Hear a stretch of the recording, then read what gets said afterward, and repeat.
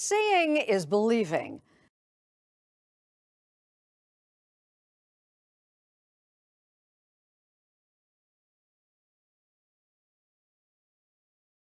As these globes clearly illustrate, the Earth is round.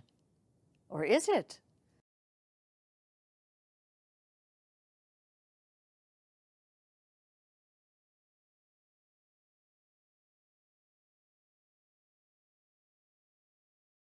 Our cover story is reported by Brooke Silva Braga.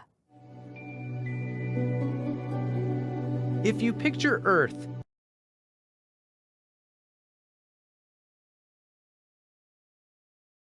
as a ball, spinning through space,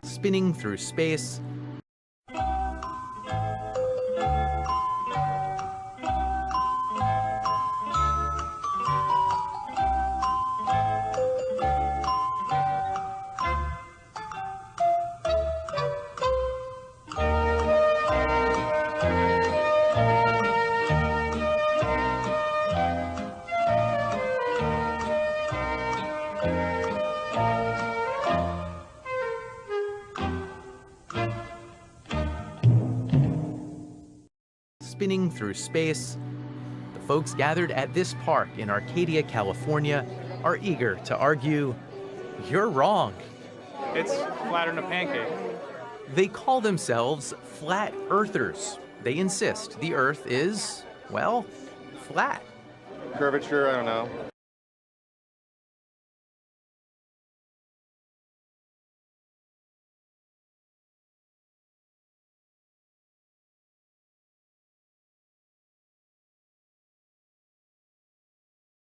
Curvature, I don't know. No one's ever seen it. And look at the severity of this drop. I mean, that is massive. And if you're going to tell me that you wouldn't be able to notice that from back here, I would say you're crazy. No one's ever seen it. But as I continue to scan through, you see absolutely no hump, except cheater's hump. No arch, no curve. It's flat. It's flat, folks. Sorry, it's flat. That's it. Soundly.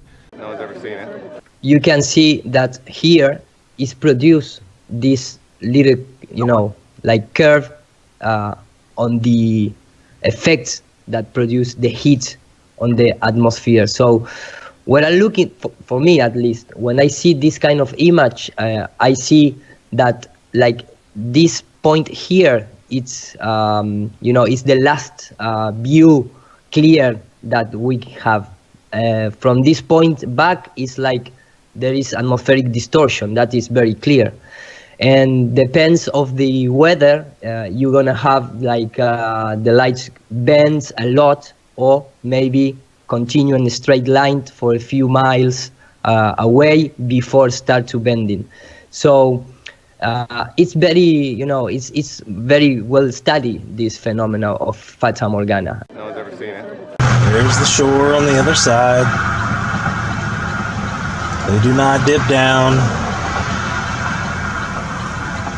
60 feet. They are perfectly level.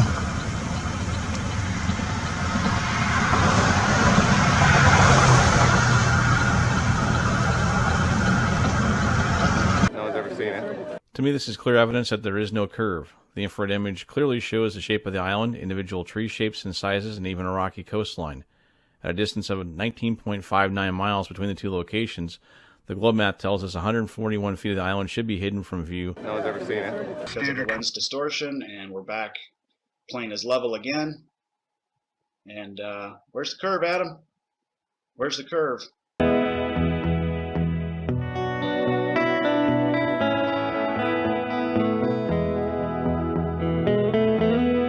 No one's ever seen it. Yeah, we're done. We're doing everything flat surface. Okay, Jim. We base everything off of a level surface. No one's ever seen it. There's almost no dust or solid particles in the Antarctic air, and the prevailing winds blowing off the continent have small moisture content. Consequently, the visibility is usually very good and often exceptional. A fact which, if not appreciated, may lead the observer into serious error when judging distances. An object which may be thought to be but 5 miles distant could well be 30 miles away. And mountains have been sighted at 300 miles. Let's read that last sentence again. An object which may be thought to be but 5 miles distant could well be 30 miles away, and mountains have been sighted at 300 miles. Let me just say right here for the record that if anybody can see mountains 300 miles away, then the globe Earth is done, which we've said so many times. But you'll allow excuses. If you do allow those excuses, then expect them, because that's how they've gotten away with this for 60 years. No one's ever seen it. Do you know how they do that? I believe they do it when they do their GPS. Okay, so it's already included within the GPS system, because I have had somebody mention that before. Yeah, I believe so. Okay. Okay, great. That's all I needed to hear. There's the shore on the other side. No one's ever seen it. We're living, they say, on a disk, floating through space. They say on a disk, floating through space. They say floating through space on a disk. They say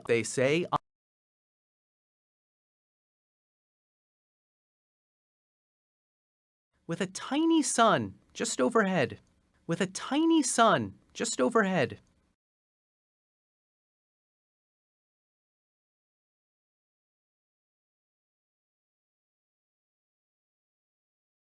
With a tiny sun just overhead. And that's the brand name and make of the solar telescope. Now it doesn't have any zoom on it either. It's locked in at 500 millimeters. And we have shrinkage over here from the noon picture. With a tiny sun just overhead. We're pretty much down to the last minute here of the sunset. And as you can see, it's just a tiny little speck, and it's gone. It's gone. Now, as you can see, the light source is still centralized above the clouds, and it's exactly why the entire sky is not filled with the sun right now. You can go ahead and start looking at other footage of the sun. It's quite mysterious, like here for a pilot, probably risked his job filming the sun right here. And it does appear to be actually near the surface of these clouds, at the top of the clouds here, just right below the surface of them. And I'm not saying that it is. It could be a really cool optical illusion, but it's just a cool footage of the sun.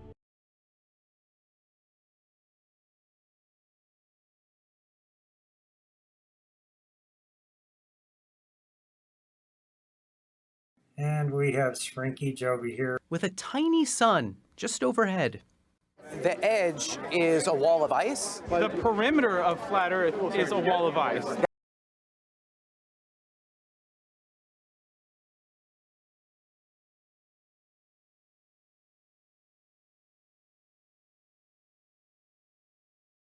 That's what's holding in the ocean. That's what's containing everything. And what's underneath? Well, we haven't dug that deep.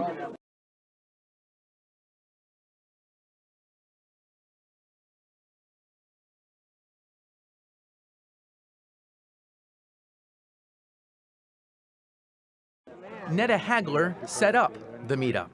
It's supposedly spinning at 1,000 miles per hour, but we can't feel it. I don't believe I'm spinning right now, no.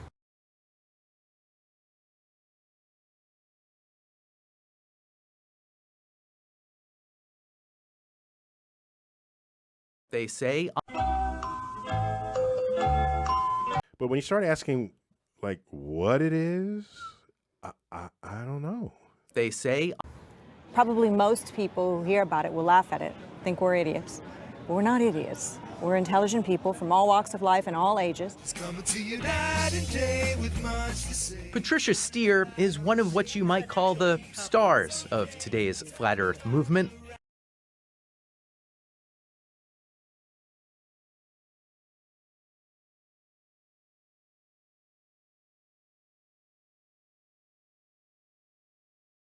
Which mostly orbits around YouTube. Hey cat, catch the chat. Did you realize the Earth is flat? Now that the plane's at cruising altitude, let's start the time lapse. Flat Earthers have brought levels onto planes to prove they're flying level. I don't know. They say. And we've been lied to on such a massive scale. And zoomed in on the moon and found clouds drifting, supposedly, behind it.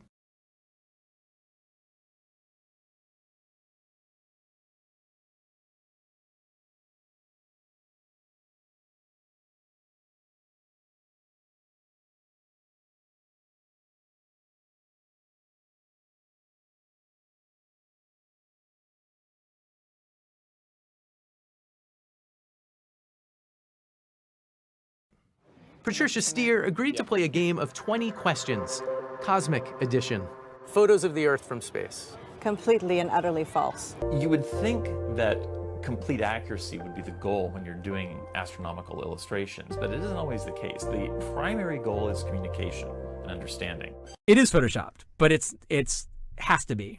Then there was another layer to sort of simulate the atmosphere. And then there's this little bright spot. It's called the specular highlight. So it's the reflection of sunlight off of water. Those are the pieces, but you can't just slap them all together. It just didn't look realistic. It looks kind of flat, looks kind of flat, looks kind of flat, or the clouds are sort of too see-through. So I just hit Command Z a lot. There's artistry to creating the world. What I imagine it to be. And you can see the car is just sitting there stationary. So if this is not a dead to rights bust for CGI people, then I don't know what to tell you.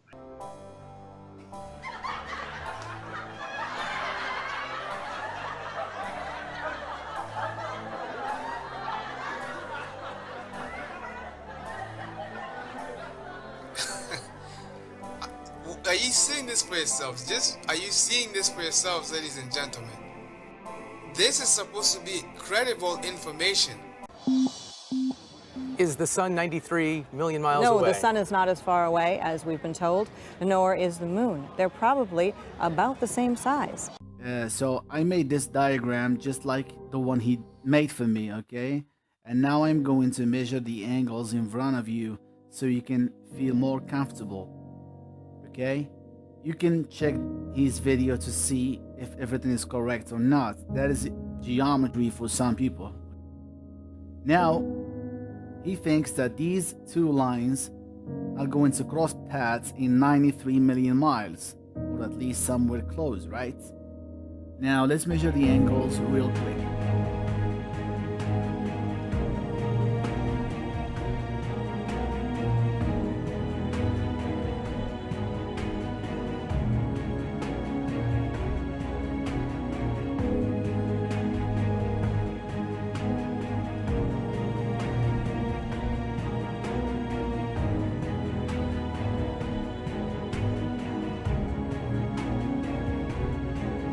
Now let's see where these lines are going to cross path. Well, that doesn't look like 93 million miles, does it? Okay, let's measure the distance.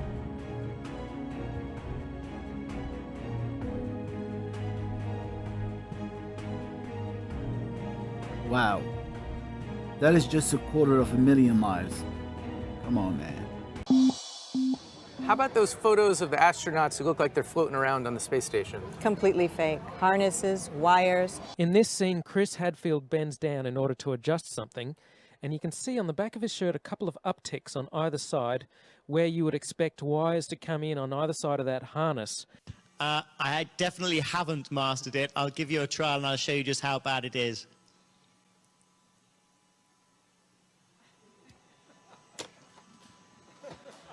That was great. Practice makes perfect. Give me another week. That is not zero gravity. This one's slowed down even more.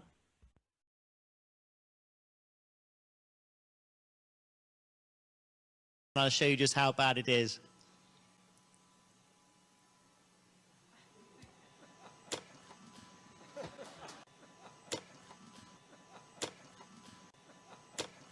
I'll show you just how bad it is.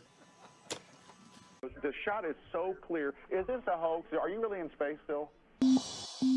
Did we really go to the moon? No, we didn't go to the moon, and we don't have a rover on Mars, and we didn't do a flyby of Pluto, and we've never been to space.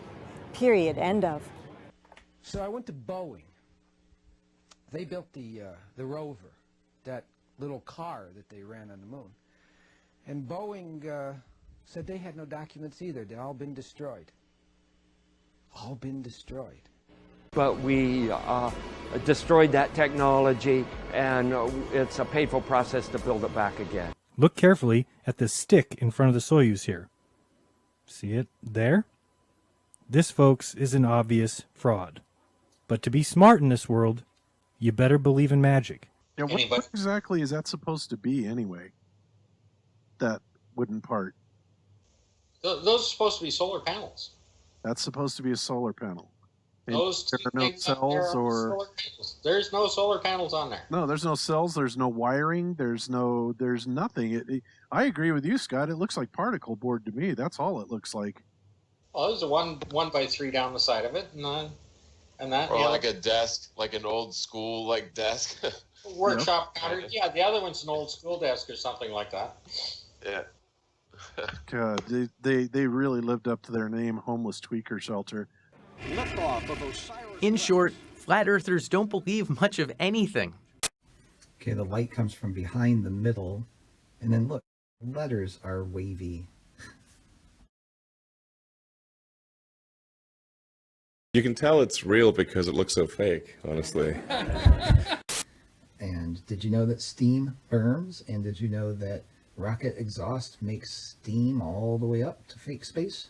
Look, if it were producing thrust, would that steam just float up in a leisurely way? Or the steam that's coming out of the back of the rocket, would it just hang in the air and not be pushed down? It's laid down at the rate at which the rocket is rising. How do you get thrust out of that? Don't believe much of anything. So if this is a rocket, why is the exhaust igniting at maybe 10 or 20 yards behind it?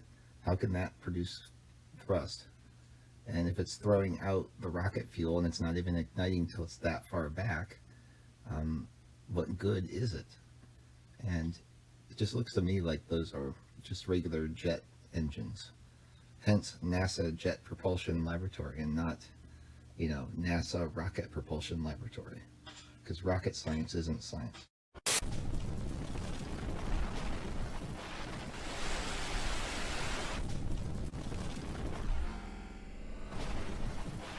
Don't believe much of anything unless they see it for themselves. They say NASA is just a part of a massive conspiracy. Look carefully at the stick in front of the Soyuz here. See it there? This, folks, is an obvious fraud. It's a giant game of chess. We, all of us in humanity, are the pawns. Part of the whole flat earth thing is keeping us locked down, not knowledgeable about who we are, who we really are as people, and what we're capable of. You think something new is happening?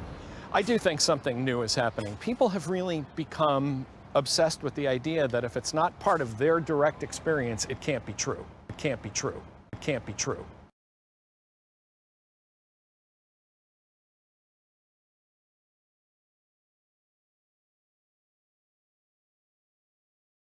Tom Nichols takes a dim view of flat Earth. A national security expert.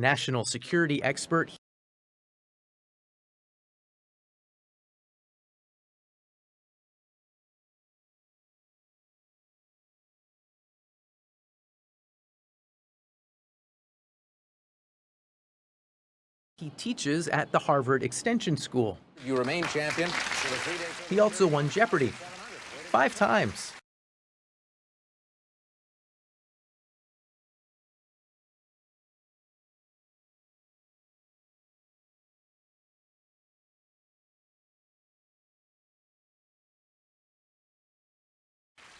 People have lost faith in experts. We've developed a kind of reverse snobbery that says if you have a great deal of education, if you're at a well-known institution, by definition, you must be a liar.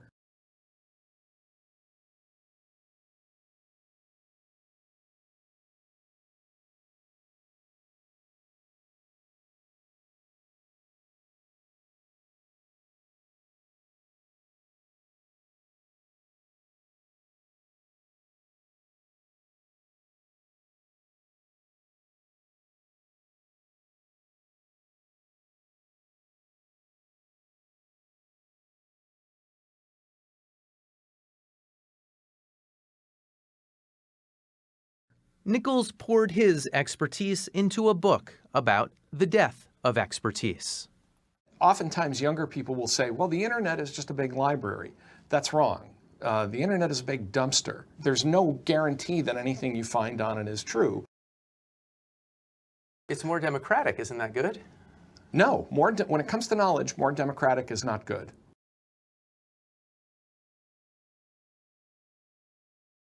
Absolutely not.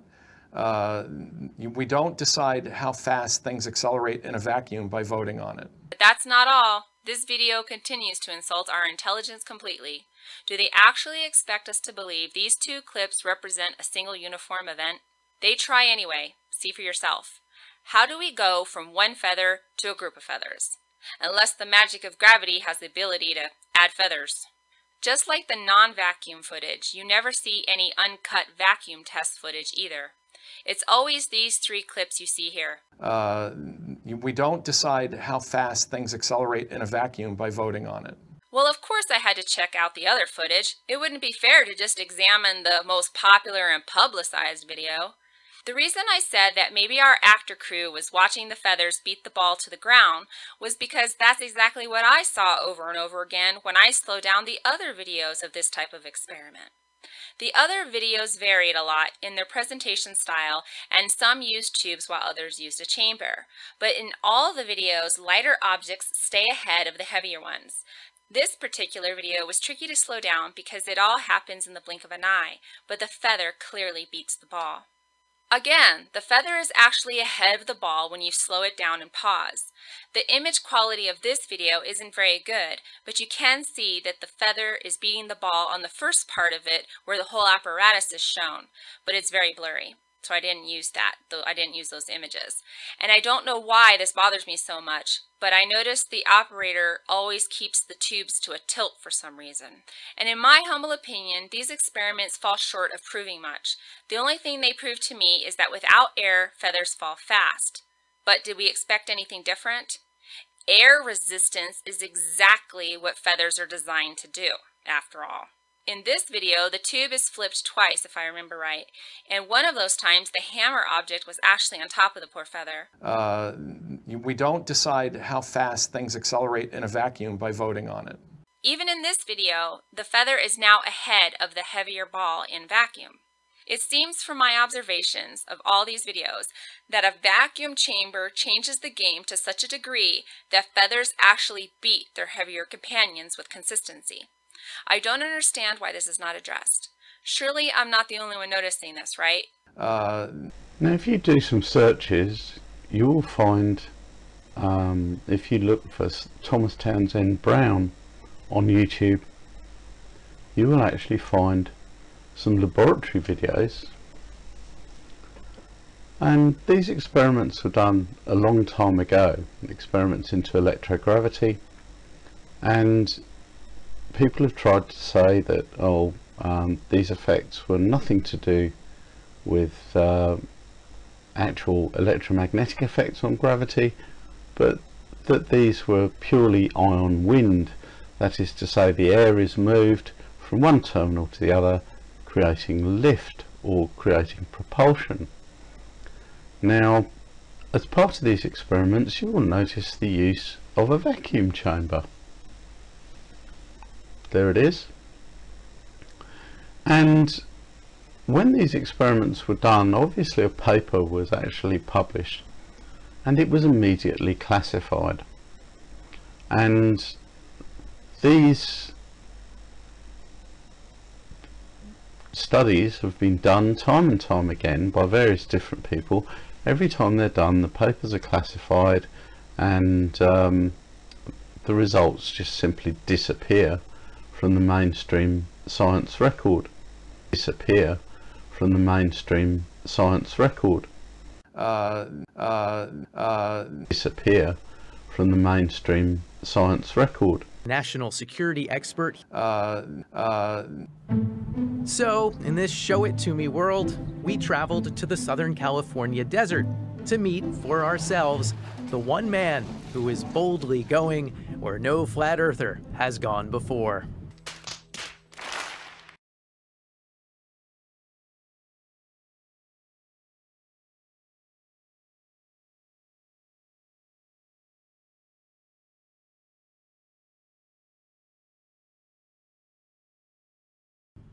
I am their best hope. I am the best hope to prove the flat earth. I'm the best hope to prove the flat Earth.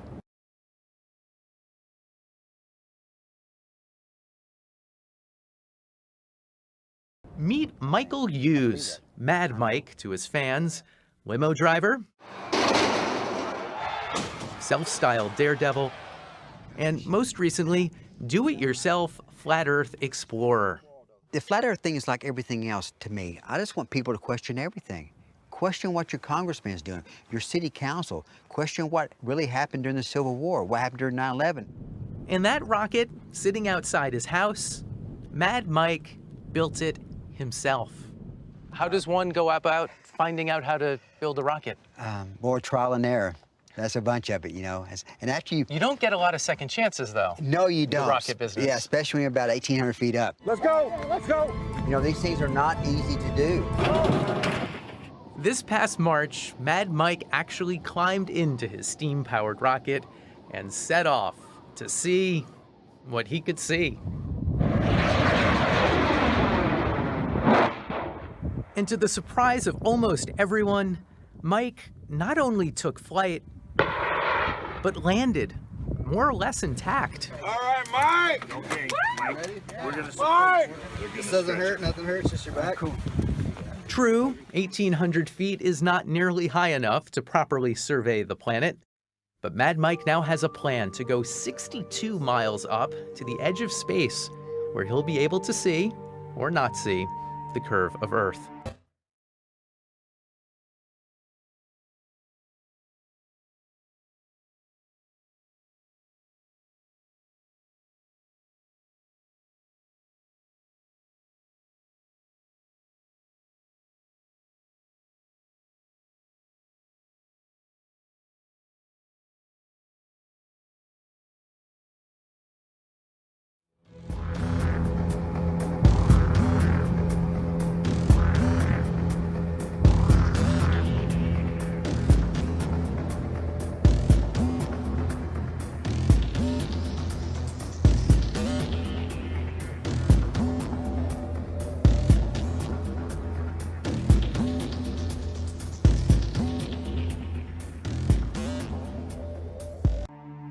This model, hanging in his house, shows how he hopes to strap himself to a contraption involving balloons and rockets and blast off. First 20 miles will be with the balloon, and after that, my rocket will fire, pull me through the balloon. And then actually, once the rocket quits firing, I will actually fly like Superman for like another 30 seconds with no power, just up into the atmosphere. And if he somehow pulls that off, Mad Mike says he'll disprove centuries of science, once and for all. Or not. I expect to see a flat disk up there. Quote, through portholes the observers saw the earth through coppered-colored, then bluish haze. It seemed a flat disk with upturned edge, end quote. I don't have an agenda. If it's a round Earth or a ball, I'm going to come down and say, hey, guys, I'm bad. It's a ball, okay?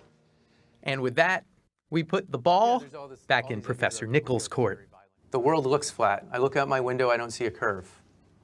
Right, the world looks flat, and who are you to tell me that my perception is no better than anyone else's? And I think that's a really dangerous thing because, you know, the Earth is round and,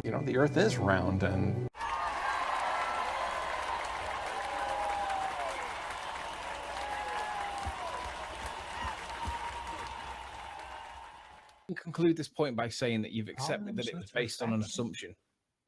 Do you still maintain that position? Well, it's the standard model of the Sorry, world. the standard model has no scientific backing. It is an assumption, correct? Well, it's the standard model. Sorry, the standard model has no scientific evidence. You only assume a value of R. Correct, Mick? For crying out loud, man. Yeah. Right. Correct, Mick? For crying out loud, man. Yeah. Right. You know, the Earth is round, and you'll learn that the hard way if you try and fly an airplane. Where's the curve, Adam? Where's the curve? I don't know. You'll learn that the hard way. Okay, so if we take and bring in the two images, the two still images I took out of the PBS special there. Bring them in here, and they can tint one of them. This is the two images I brought in. One had a helicopter and one didn't. We were watching the helicopter go below the water line there in this sequence. And in both sequences we saw these birds flying by. So I tinted this one green so they're a little bit different. And I'll take and overlay this one on that one. And then we play with the opacity a bit. Can you see what's going on here? You've got the three birds and you've got the same features in the water at that moment in time. Yeah, same features in the water, and when you actually look at it playing, the wave patterns are even identical in the water. But he's going to get to that here, so let's keep going. Okay. The only thing changing is the helicopter. How could that be? How could that be indeed? It's changing, right? Right? So all I did was that. How is that possible? It's because it's photoshopped. It's obvious video manipulation. It is photoshopped, but it's has to be. You'll learn that the hard way. They're calling this science. I don't know. Try and fly an airplane.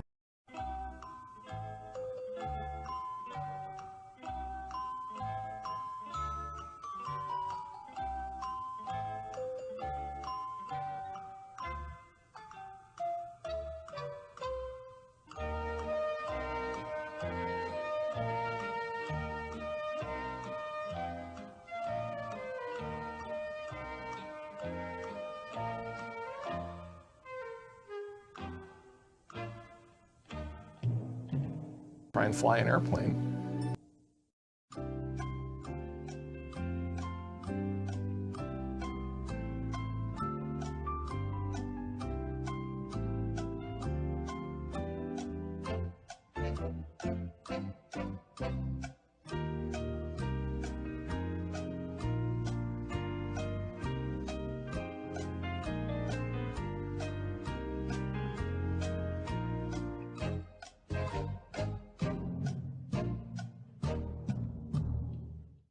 Try and fly an airplane. He's cherry picking evidence. That is exactly correct.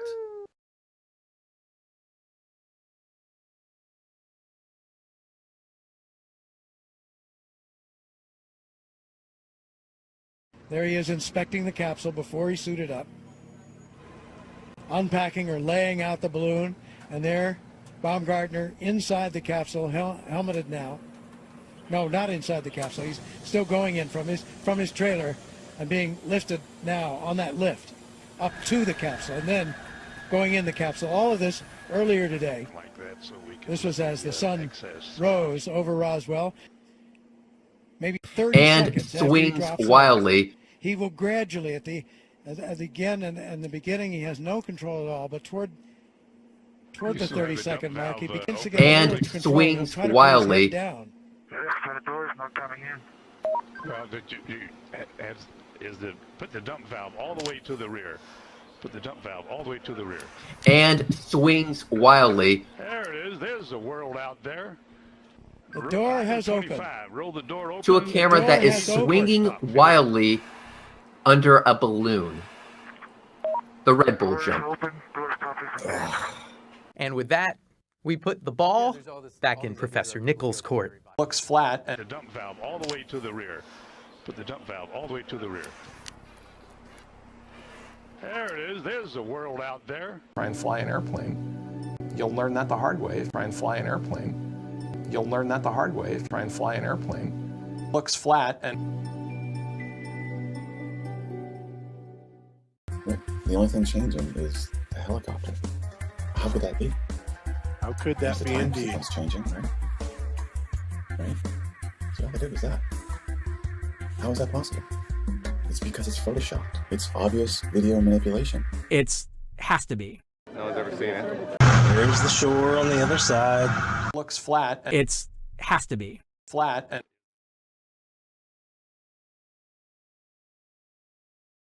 With that, we put the ball back in Professor Nichols' court. Flat and... It's has to be.